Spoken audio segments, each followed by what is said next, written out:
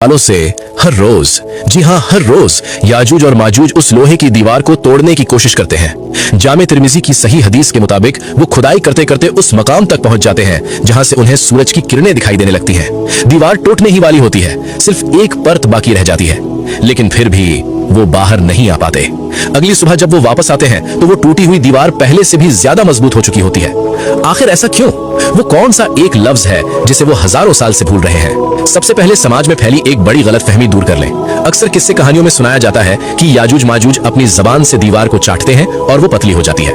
ये बात अक्ल और लॉजिक के भी खिलाफ है और सही हदीस के अल्फाज भी इससे अलग है। सुनन इब्ने माजा हदीस नंबर 4080 और मुस्नद अहमद की रिवायतों में लफ्ज आया है यखफिरूनहा, यानी वो उसे खोदते हैं। वो इंसान है, उनके पास औजार है, ताकत है और वो शारीरिक मशक्कत करते हैं। चाटने वाली बात शायद शिद्दत बताने के लिए मुहावरे के तौर पर इस्तेमाल हुई हो, लेकिन हकीकत यह है कि वो बाकायदा इंजीनियरिंग के साथ उसे तोड़ने की कोशिश कर रहे हैं। शाम होते होते वो दीवार इतना पतला कर देते हैं कि आर पार दिखने वाला होता है। उनका सरदार कहता है, बस बहुत हुआ, चलो वापस चलते हैं, बाकी हम कल तोड़ेंगे।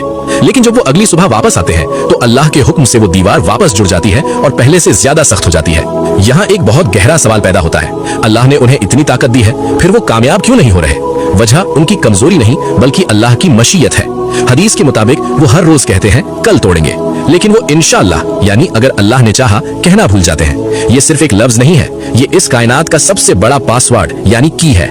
अल्लाह ये साबित कर रहा है कि चाहे कोई कितनी भी बड़ी सुपर पावर हो, चाहे लोहे को पिघलाने वाली टेक्नोलॉजी हो, जब तक इज़्ने इलाही नहीं होगा एक पत्ता भी अपनी जगह से नहीं हिल सकता। वो दीवार लोहे से नहीं बल्कि अल्लाह के अम्र से रुकी हुई है।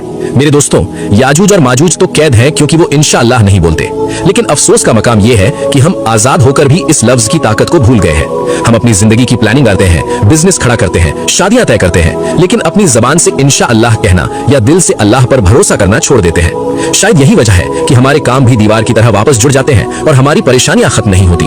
कामयाबी मेहनत से नहीं, अल्लाह की तौफीक से मिलती है। लेकिन एक दिन ऐसा आएगा जब अल्लाह का वादा पूरा होने का वक्त करीब होगा। उस दिन शाम को उनका सरदार कहेगा, चलो वापस चलते हैं, इंशाअल्लाह कल हम इसे तोड़ देंगे। उस दिन वो इंशाअल्लाह बोल देंगे। अल्लाह उस लफ्ज की बरकत से उस दीवार को जुड़ने नहीं देगा। अगली सुबह जब वो आएंगे तो दीवार वैसे ही टूटी हुई मिलेगी और फिर वो एक सैलाब की तरह दुनिया में फैल जाएंगे। जब वो निकलेंगे तो क्या मंजर होगा, कैसे वो पूरी दुनिया के पानी को पी जाएंगे और हजरत ईसा अलैहिस्सलाम उनका खात्मा कैसे करेंगे। ये है दुनिया का सबसे खौफनाक अंत, द एंड गेम। देखिए एपिसोड 3 में। अगर आप चाहते हैं कि हम इस सीरीज का आखिरी और सबसे अहम हिस्सा फिनाले जल्द अपलोड करें तो कमेंट में लिखें अल्लाहू अकबर।